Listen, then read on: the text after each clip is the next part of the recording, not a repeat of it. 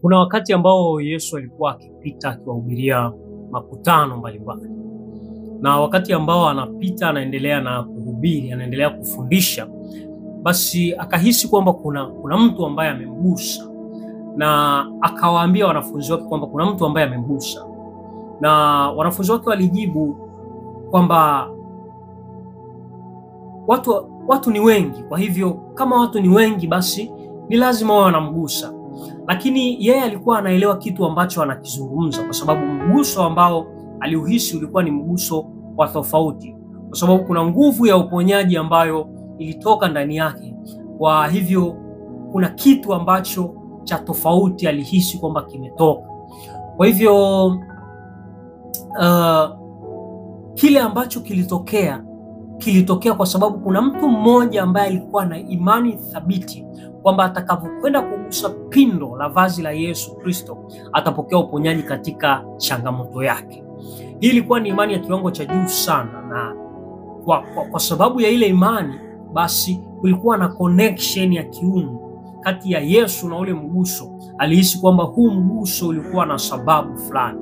Kwa hivyo alipojitokeza yule aliyemgusa Yesu Kristo, basi imani yake ilimponya, kwa sababu imani aliyokuwa nayo katika kile alichokifanya ilikuwa ni kubwa mno sana, na ilikuwa ni imani ya kupata matokeo. Hivyo kuna wakati ambao tunakuwa tunapitia changamoto mbalimbali, kuna wakati ambao tunapitia majaribu mazito, kuna wakati ambao tunapitia vipindi vigumu, lakini tunakuwa hatuna imani thabiti kwa Yesu Kristo.